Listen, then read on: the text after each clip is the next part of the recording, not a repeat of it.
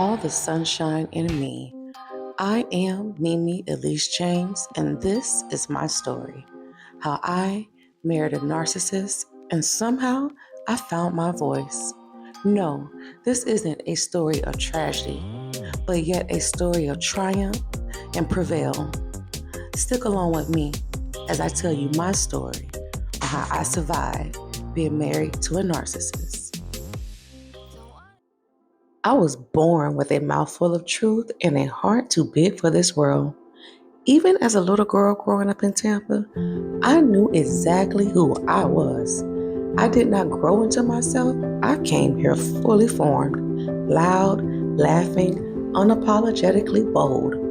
The kind of girl who wore polka dots with stripes and dared somebody to say something. My mama used to call me Sunshine with thunder behind it, and she wasn't lying.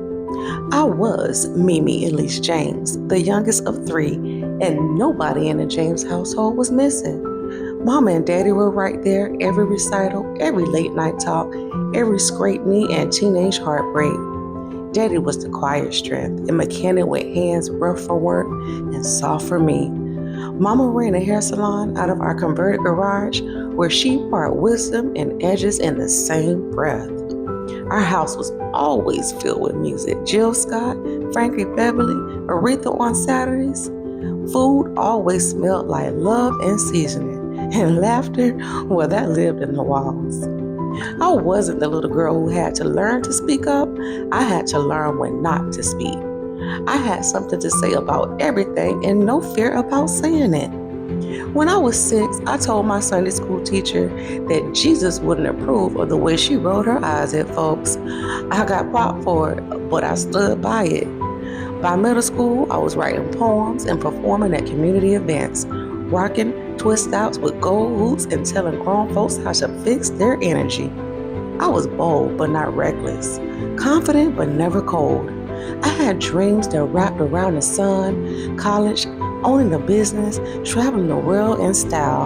I wanted to be everything, and I believed I could be. And everybody who knew me, they believed I could be too. It wasn't until college that I met someone who made me question that belief. But we're not there yet. This story isn't a tragedy, like I said, even though some parts might feel like it.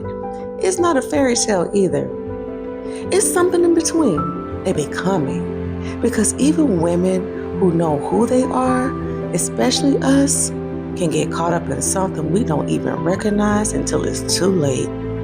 But back then, in that bright little house on the north side of Tampa, life was sweet. I had 2 older brothers, both overprotective and annoying in equal parts. I had a best friend named Tasha, who was louder than me and somehow always louder still with the truth. We spent summers braiding each other's hair on Mama's porch, whispering about boys we liked and futures we were sure we claimed. Love was something I thought I understood.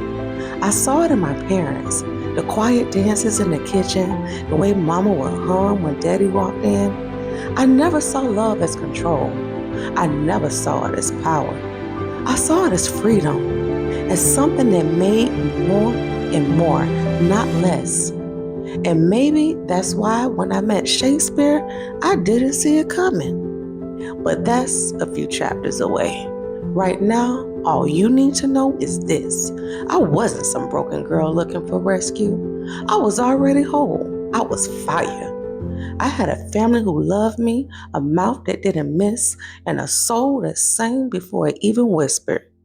What I didn't know back then is that even fire can be manipulated. Even sunshine can be dimmed.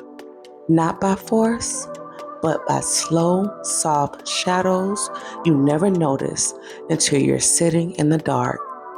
But for now, the sun was still shining, and I was still Mimi, full of power, full of light, and full of dreams.